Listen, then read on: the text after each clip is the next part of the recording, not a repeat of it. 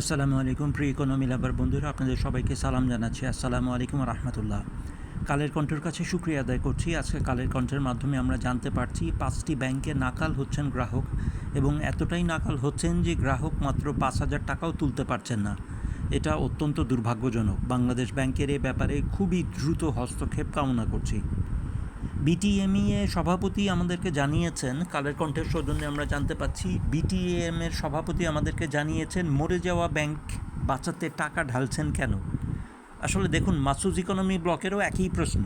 যে ব্যাংক মরে গেছে সে ব্যাংককে আবার পুনরায় জীবিত করার চেষ্টাটা, এটা তো কোনো গ্রাফটিং বা কলম সিস্টেম না যে আমাকে এক গাছ থেকে আরেক গাছে যেতে হবে বা এক গাছ থেকে আরেক গাছে উৎপাদনে করার প্রযুক্তি হস্তান্তর করতে হবে, এরকম কিছু না। যে ব্যাংক মরে গেছে তাকে মরে যেতে দেন, তাকে বিলুপ্ত করেন। হ্যাঁ, তার দায় দেনা নিয়ে সম্পূর্ণরূপে একটি আলাদা ইকোনমিক ফাইন্যান্সিয়াল কমিটি গঠন করেন, যাতে গ্রাহক তার টাকা আস্তে আস্তে ফেরত পায়।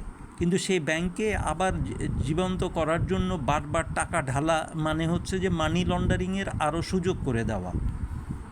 কালের কণ্ঠের মাধ্যমে আমরা এতটুকু জানতে পারতেছি, কেন্দ্রীয় ব্যাংক গভর্নর নিয়োগ দিবেন রাষ্ট্রপতি। দৈনিক কালবেলার কাছে কৃতজ্ঞতা প্রকাশ করছি, তারা একটি ছোট্ট সুসংবাদ দিয়েছেন। অস্থিরতা কাটিয়ে স্বস্তিতে ফিরছে পুঁজিবাজার। অস্থিরতা কাটিয়ে স্বস্তিতে ফিরছে পুঁজিবাজার। পুঁজিবাজারে যারা বিনিয়োগ করেছিলেন তারা এতে কিছু স্বস্তি খুঁজে পাবেন। মাসুজ ইকোনমি ব্লক থেকে একটু ছোট্ট সতর্কতা অবলম্বন করতে চাই। দেখুন, অতিরিক্ত লাভের আশায় পুঁজিবাজারে ঝাঁপিয়ে পড়বেন না। আপনার যা কিছু আছে সব কিছু নিয়েই পুঁজিবাজারে ঝাঁপিয়ে পড়বেন না। অন্যান্য হালাল রাস্তাতেও টাকা কামাই করার উপায় আছে, সেগুলোর দিকে খেয়াল রাখবেন। দয়া করে জুয়া খেলা অথবা এরকম মানুষের কান কথা শুনে পুঁজিবাজারে দৌড় দিবেন না। আমরা কালবেলার সৌজন্যে আরও জানতে পাচ্ছি, কর্মক্ষমতার স্বর্ণযুগে এসেও অলস কাটছে 80 লাখ তরুণের। অলস সময় কাটছে 80 লাখ তরুণের। এটা বাংলাদেশের জন্য সবচেয়ে বড় দুর্ভাগ্যগুলির একটি দেশের 80 লাখ তরুণের স্বপ্ন, আশা, আকাঙ্ক্ষা সব কিছু যদি নষ্ট হয়ে যায়, জীবনের কি বাকি থাকে? এক্ষেত্রে আমরা একটি অন্য প্রপোজাল দিচ্ছি। বাংলাদেশ সামরিক বাহিনীতে কমপক্ষে 10,000 তরুণের নতুন সুযোগ করে দিন।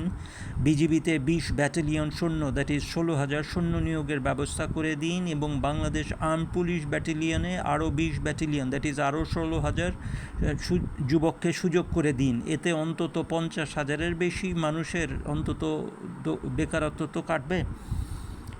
আর আরেকটি দুঃসংবাদ দিচ্ছি, সেটা হচ্ছে নিম্নমানের ড্রিলিং কোম্পানির খেসারত গুনছে বাপেক্স।